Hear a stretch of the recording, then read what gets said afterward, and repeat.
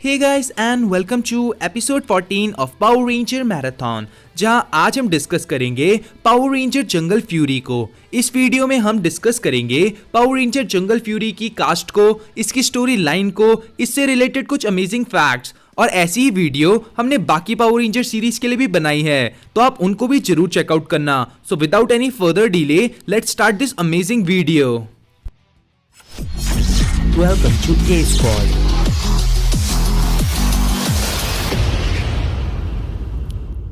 Make sure to subscribe. Power ranger Jungle Fury ये show release हुआ था year 2008 में और मैंने ये शो जेटेक्स में देखा था। इसमें टोटल 32 एपिसोड्स थे। आपने ये शो कहाँ देखा था हमें कमेंट कर कर जरूर बताना। अब आगे बढ़ते हैं और जानते हैं इसकी कहानी को।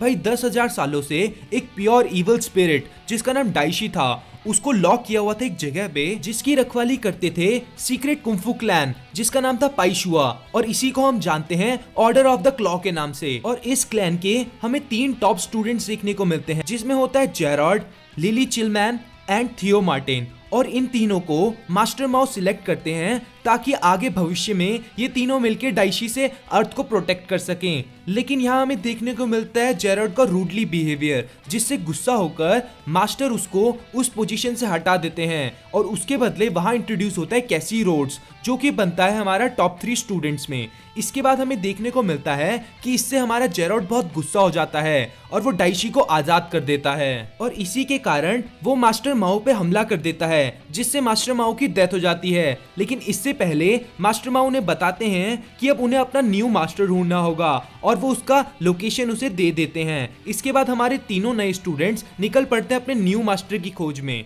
और उनको मिलता है एक स्पेशल गिफ्ट, और वो तीनों स्टूडेंट्स बनते हैं पावर रेंजर्स। और अब ये तीनों ही हैं जो कि मिलके पूरी दुनिया को डाइशी से बचा सकते हैं। साथ ही डाइशी भी अपनी जर्नल जो कि होती है कमील, उसके साथ मिलके पूरी दुनिया पे राज करना चाहता है ताकि वो पूरी दुनिया से इंसानों को हटा सके और जानवरों के युग को ला सके। इसी के साथ हमें देखने को मिलता है कि जब हमारे विलेंस हमारे पावर रेंजर्स पे भारी पड़ने लगते हैं तो हमारे पावर रेंजर्स भी नई ट्रेनिंग लेते हैं नए मास्टर्स के साथ, जहां हमारी लिली ट्रेनिंग लेती है मास्टर फेंट के साथ, जहां वो सीखती है एलिफेंट स्टाइल। इसके बाद थियो को ट्रेनिंग मिलती है मास्टर सूप से, जो कि उसको सिखाते हैं the technique of the bat. कैसी को ट्रेनिंग मिलती है आरजे के फादर मास्टर फिन से, और वो सीखता है ट्रेडिशन ऑफ द शार्क। इसके बाद डाइशी भी अपनी पावर्स बढ़ाने के लिए ओवरलॉर्ड्स को जिंदा कर देता है, जिससे कि वो भी अपनी पावर्स को इंक्रीज कर सके। इसके बाद हमें देखने को मिलता है कि जब फिर से हमारे पावर रेंजर्स को और पावर्स की जरूरत होती है तो उनको मिलता है मास्टर मोड, जहां उनकी पावर्स कई गुना बढ़ जाती है। इसके बाद हमें देखने को मिलता है एक और नया कैरेक्टर जो कि होता है आरजे। आरजे बनता है हमारा पर्पल रेंजर। वैसे तो ये मास्टर होता है हमारे तीनों रेंजर्स का, लेकिन इसी के साथ ही पावर रेंजर भी बनता है जो कि होता है हमारा वुल्फ रेंजर। इसी के साथ हमें एक और मेंबर टीम में देखने को मिलता है जिसका नाम होता है डोमिनिक। भाई डोमिनिक को अभी तक अपनी लाइफ का असली मकसद नहीं पता, लेकिन इसके बाद वो बनता है हमारा राइनो रेंजर, और उसको बात याद आती है अपने मास्टर की, जहां उसके मास्टर ने उसको एक डैगर दिया था और कहा था ये उसको उसकी मंजिल ढूंढने में मदद करेगा। और इसके बाद उस डैगर की मदद से वो राइनो नेक्सस को ढूंढता है और अपना राइनो स्टील जॉर्ड ढूंढता है। इसी के साथ हमें देखने को मिलता है स्पिरिट रेंजर्स। भाई ये स्पिरिट रेंजर इविल थे क्योंकि ये हमारे पावर रेंजर्स के अगेंस्ट लड़ रहे थे। वैसे ये अपने विलिंगली यानी कि अपनी इच्छाओं के अनुसार ऐसा नहीं कर रहे थे, इनको डाइशी की तरफ से जबरदस्ती ऐसा करवाने पे मजबूर किया जा रहा था।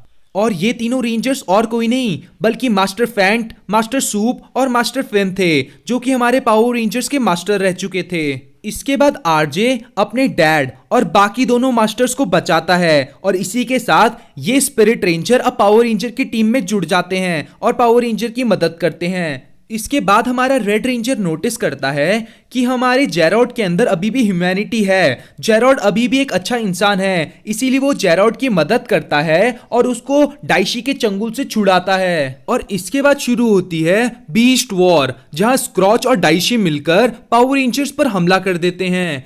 और इस वॉर के दौरान हमारे पावर रेंजर्स पर डाइशी भारी पड़ रहा था, लेकिन इसके बाद एंट्री होती है जेरॉड की। जेरॉड अपनी पावर की मदद से डाइशी को कमजोर कर देता है और फाइनली हमारे तीनों रेंजर्स मिलके डाइशी का काम तमाम कर देते हैं और उसको हमेशा हमेशा के लिए डिस्ट्रॉय कर देते हैं। इसके बाद देखने को मिलती है हमें हैप्पी एंडिंग, जहां हमें देखने को मिलता है कि जेरॉड और कमील ज्वाइन कर लेते हैं पाइशुआ एकेडमी को। इसे डोमिनिक चला गया भाई अपने टूर पर और साथ ही हमें देखने को मिलता है कि कैसी बन चुका है मास्टर, और ये हैप्पी एंडिंग बहुत ही कमाल की थी। अब अगर हम रेंजर्स की बात करें तो यहाँ हमें देखने को मिलता है जंगल फ्यूरी रेड, जो कि होता है कैसी road, the power of tiger. इसके बाद हमें देखने को मिलती है येलो रेंजर, जो कि होती है लिली चिलमैन, और इसके पास होती है पावर ऑफ चीता। इसके बाद थियो मार्टिन, पावर ऑफ जैगुआर के साथ हमारा ब्लू रेंजर। इसके बाद हमारे पास होता है वुल्फ रेंजर, जो कि होता है रॉबर्ट जेम्स, और इसके बाद हमें देखने को मिलता है राइनो रेंजर, जो कि होता है डोमिनिक। इसी के साथ हमें स्पिरिट रेंजर भी देखने को मिले, जिसमें हमारे पास था Jungle Fury elephant ranger, bat ranger and shark ranger, जो कि थे हमारे green, blue and black rangers. इसी के साथ हमारे पास दो और वॉरियर थे, जो कि थे ब्लैक लॉयन वॉरियर, जो कि था जेरॉड, साथ ही हमारे पास थी ग्रीन कैमेलियन वॉरियर, जो कि थी कमील। इसी के साथ इस शो में कमाल के मेगाजॉर्ड भी थे, जिसमें हमारे पास था जंगल प्राइड मेगाजॉर्ड, ये मेरा फेवरेट मेगाजॉर्ड में से एक है। इसी के साथ जंगल मास्टर मेगाजॉर्ड, ये भी बहुत ही कमाल का था। वुल्फ प्राइड मेगाजॉर्ड, वो भी बहुत अच्छा था। या जंगल मास्टर स्टैम्पेड, ये भी बहुत ही कमाल का था। सारी मेगाजॉर्ड एक से बढ़कर एक थे इस शो में। अब आगे बढ़ते हैं और पावर रेंजर जंगल फ्यूरी से रिलेटेड कुछ फैक्ट्स जान लेते हैं। Fact number 1, power rangers Jungle Fury में स्पिरिट रेंजर्स को दिखाने का कोई प्लान नहीं था, लेकिन इसके बाद इनके टॉय मेकर्स ने बोला क्यों ना हम 3 हमारे मास्टर्स को स्पिरिट रेंजर्स बना दें, जिससे कि इनके टॉयज को बेचने का और ज्यादा फायदा हो। फैक्ट नंबर 2, अगर आपने ध्यान दिया हो फुट सोल्जर्स पे, इनका नाम था रेंची और ये लिया गया था इनके सेंटाई काउंटर पार्ट से। फैक्ट नंबर 3, यहां हमें देखने को मिलता है कि जो हमारा डोमिनिक है, सिर्फ उसकी ही कॉस्ट्यूम में बेल्ट थी और ये बेल्ट तो शो करती है उनकी मार्शल आर्ट थीम को। फैक्ट नंबर 4, तो भाई पावर रेंजर जंगल फ्यूरी में हमें टोटल 8 मेंटोर्स देखने को मिले, जो कि अब तक की किसी भी पावर रेंजर सीरीज में सबसे ज्यादा मेंटोर हैं। फैक्ट नंबर 5, ये लास्ट सीरीज थी जो हमें जेटेक्स पर देखने को मिली, क्योंकि इसके बाद जेटेक्स को हमारे डिज्नी एक्सटी में चेंज कर दिया गया था। इस पावर रेंजर सीरीज का हमें कोई भी क्रॉसओवर नहीं देखने को मिला।